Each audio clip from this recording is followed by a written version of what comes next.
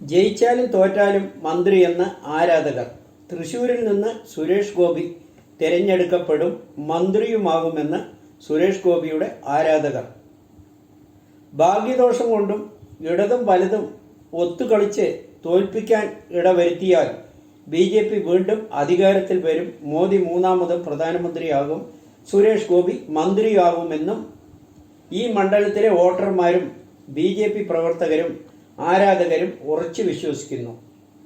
ഇത്രയും കാലം ഇടതു വലതു സ്ഥാനാർത്ഥികളെ ജയിപ്പിച്ച് വിട്ട മണ്ഡലത്തിലെ ജനങ്ങൾക്ക് ഇനിയുള്ള കാലം വികസനത്തിന്റെ സുവർണ കാലമാകുമെന്നും അവർ ചൂണ്ടിക്കാട്ടുന്നു.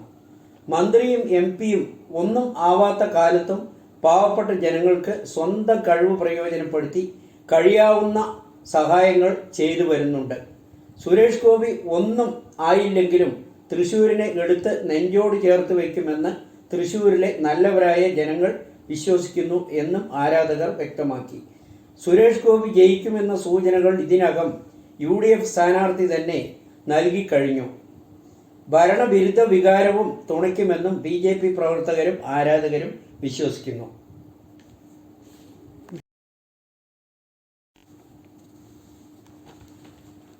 ഇടതുമുന്നണിയും NDAയും തികഞ്ഞ ആത്മവിശ്വാസത്തിലാണെങ്കിലും ജനങ്ങൾ ആശയക്കുഴപ്പത്തിലാണ്. BJPയുടെയും മോദിയുടെയും 400 സീറ്റെന്ന അവകാശവാദത്തിൽ നിന്ന് പുറകോട്ട് പോയി കേവല ഭൂരിപക്ഷം ഉറപ്പാണെന്ന സ്ഥിതിയിലേക്ക് മാറിയതായി രാഷ്ട്രീയ നിരീക്ഷകർ വിലയിരുത്തുന്നു. എന്നാൽ ഇന്ത്യ സഖ്യത്തിന് ആത്മവിശ്വാസം ഉറപ്പാവുന്ന വിധത്തിലാണ് ഓരോ തെരഞ്ഞെടുപ്പ് ഘട്ടങ്ങളും കടന്നുപോയതെന്നും 14ലെയും 19ലെയും തെരഞ്ഞെടുപ്പ് ഫലത്തേക്കാൾ എത്രയോ മുന്നോട്ട് പോയിരിക്കുന്നു ഇന്ത്യ മുന്നണി എന്ന് അവർ വിശ്വസിക്കുന്നു. പല സംസ്ഥാനങ്ങളിലും ഇതിന്റെ സൂചനകൾ കാണുകയുണ്ടായി. വോട്ടിംഗ് ശതമാനം കുറഞ്ഞതും ഇന്ത്യ സഖ്യത്തിന് ശുഭാപ്തി വിശ്വാസം കൂടുന്നതായും ഇന്ത്യ സഖ്യം അവകാശപ്പെടുന്നു.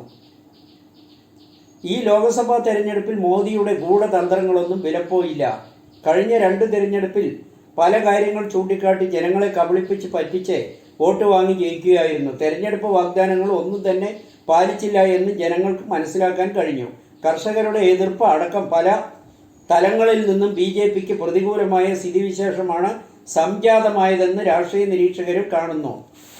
അതെല്ലാം പരിശോധിച്ചാൽ ഇന്ത്യ സഖ്യം അധികാരത്തിൽ വരുമെന്ന് ഇന്ത്യ മുന്നണി നേതാക്കൾ അവകാശപ്പെടുന്നു.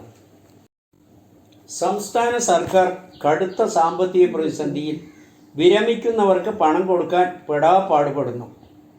പോലീസ് സേനയിലെ 800 പേരടക്കം സർക്കാർ സർവീസിലെ 16,638 ജീവനക്കാർ വിരമിച്ചു. പടിയിറങ്ങിയപ്പോഴും ആകെ 22,000 പേർ വിരമിക്കുമ്പോൾ ഒരു മാസം ഇത്രയും പേര് ഒരുമിച്ച് വിരമിക്കുന്നത് കേരള ചരിത്രത്തിൽ ആദ്യ സംഭവമാണ്. വിദ്യാഭ്യാസ വകുപ്പിൽ 23 DEOമാരും 8 DDമാരും 2 റീജിയണൽ ഡെപ്യൂട്ടി ഡയറക്ടർമാരും വിരമിച്ചു. 8 ചീഫ് എഞ്ചിനീയർമാർ, 17 ഡെപ്യൂട്ടി ചീഫ് എഞ്ചിനീയർമാർ, 33 എക്സിക്യൂട്ടീവ് എഞ്ചിനീയർമാരടക്കം KSEBയിൽ മൊത്തം 1099 പേർ വിരമിച്ചു. പോലീസിൽ നിന്ന് വിരമിക്കാൻ 15 SP-മാരും 27 DYSP-മാരും ഉൾപ്പെടുന്ന ഗുണ്ടാ സംഘത്തിലെ പേരിൽ കഴിഞ്ഞ ദിവസം സസ്പെൻഡ് ചെയ്യപ്പെട്ട MG സാബുവും വിരമിച്ചു. ഇൻസ്പെക്ടർമാർ മുതൽ DYSP-മാർ വരെയുള്ള 87 ഉദ്യോഗസ്ഥർ വിരമിച്ചു. PSCയിൽ അഡീഷണൽ സെക്രട്ടറിമാർ ഉൾപ്പെടെ 48 പേര് വിരമിച്ചു. PSC ആസ്ഥാനത്ത് 22 പേരും ജില്ലാ ഓഫീസുകളിൽ നിന്ന് 26 പേരുമാണ് വിരമിച്ചത്. KSRTCയിൽ ഡ്രൈവർമാരും കണ്ടക്ടർമാരടക്കം 674 പേർ വിരമിച്ചു. സെക്രട്ടേറിയറ്റിൽ 200, തദ്ദേശ സ്വയംഭരണം 300, റവന്യൂ 451, ഭക്ഷ്യവിതരണ വകുപ്പ് 66 എന്നിങ്ങനെയാണ് വിരമിച്ചത്. വിരമിക്കൽ ആനുകൂല്യം നൽകേണ്ടത് 9,151 കോടിയാണ്. 14 ലക്ഷം മുതൽ 1,4 കോടി വരെ ഒരാൾക്ക് ആനുകൂല്യം നൽകേണ്ടി വരും. ശമ്പളവും കൂടി 3,500 കോടിയാണ് സർക്കാർ ഇതിനായി ഇപ്പോൾ കടമെടുത്തിരിക്കുന്നത്. CMRL എക്സാലോജിക്ക് മാസപ്പടി കേസിൽ ഏത് അറ്റം വരെയും പോകും. PC ജോർജിനെ അറസ്റ്റ് ചെയ്തതിൽ പ്രതികാര വാശി എന്ന് ഷോൺ ജോർജ്. എക്സാലോജിക് CMRL ഇടപാടിൽ യഥാർത്ഥ സത്യം പുറത്തു കൊണ്ടുവരുന്നതിനായി ഏതറ്റം വരെയും പോകാൻ ഭയമില്ലെന്ന് പരാതിക്കാരനായ BJP നേതാവ് ഷോൺ ജോർജ് പറഞ്ഞു. തട്ടിപ്പ് നടന്നു എന്ന ഉത്തമ ബോധ്യമുണ്ട്. മടിയിൽ ഒട്ടും കനമില്ലാത്തതിന് ആരെയും പേടിയില്ല. VS അച്യുതാനന്ദൻ്റെ ഒപ്പം നിന്നതിൻ്റെ വിരോധം വർഷങ്ങളായി പിണറായി വിജയൻ ഉപദ്രവിച്ചു വരികയാണ്. പിണറായിക്ക് മാത്രമല്ല കുടുംബമുള്ളത്, എല്ലാവർക്കും കുടുംബമുണ്ട്. ഒരു വാശിക്ക് വേണ്ടിയാണ് തുടങ്ങിയതെങ്കിലും ഒരു പൊതുപ്രവർത്തകൻ എന്ന ഉത്തരവാദിത്വം എന്ന നിലയിൽ കേസ് മുന്നോട്ട് പോകേണ്ടത് അനിവാര്യമാണെന്ന് ഷോൺ ജോർജ് പറഞ്ഞു. വീണ, സുനീഷ് എന്നിവരുടെ പേരുള്ളതായിരുന്നു ഈ അക്കൗണ്ട്. അതിലേക്ക് പണം വന്നതും ബോധ്യമുണ്ട്. വീണയും സുനീഷും സിക്രട്ടേറിയറ്റ് ആയിട്ടുള്ള എക്സാലോജിക് എന്ന ഒരു അക്കൗണ്ട് അബുദാബി കമേഴ്ഷ്യൽ ബാങ്കിൽ ഉണ്ടായിരുന്നില്ല എന്ന് പറയാൻ ഇവർക്ക് ധൈര്യമുണ്ടോ?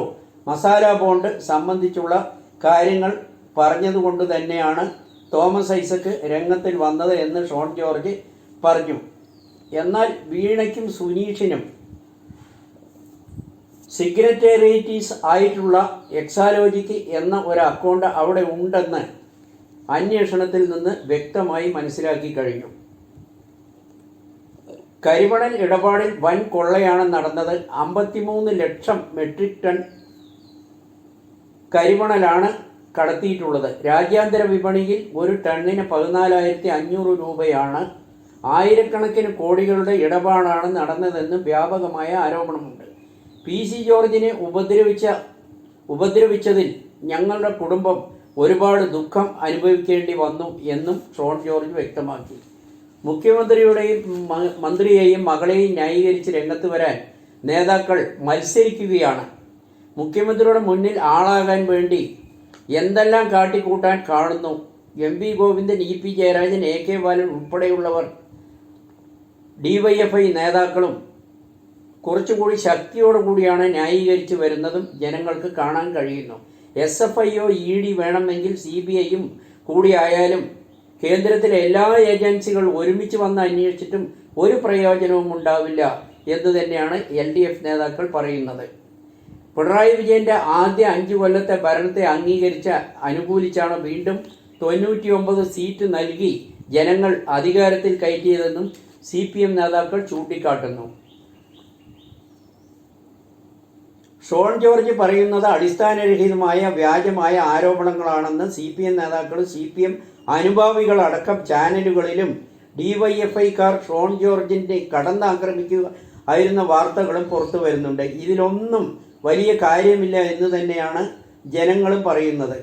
സ്വർണ്ണക്കടത്ത് തൊട്ട് മാസപ്പടി വരെ എത്ര അഴിമതിയുമായി ബന്ധപ്പെട്ട് വിവാദങ്ങൾ ഉണ്ടായതാണ്. അതിലൊന്നും ഒരു നടപടിയും തെളിവും ഉണ്ടാക്കാൻ ഇവർക്ക് കഴിഞ്ഞിട്ടില്ല. ഇതെല്ലാം വെറും വ്യാജ ആരോപണങ്ങളാണ്, ഒരടിസ്ഥാനവുമില്ല എന്ന് തന്നെയാണ് CPM നേതാക്കൾ പറയുന്നത്. ഇതിൻ്റെ പേരിൽ ഏത് കേന്ദ്ര ഏജൻസികൾ വന്ന് അന്വേഷിച്ചാലും ഒരു ചുക്കും നടക്കാൻ പോകുന്നില്ല എന്ന് തന്നെയാണ് CPMകാർ ഉറച്ചു പറയുന്നത്.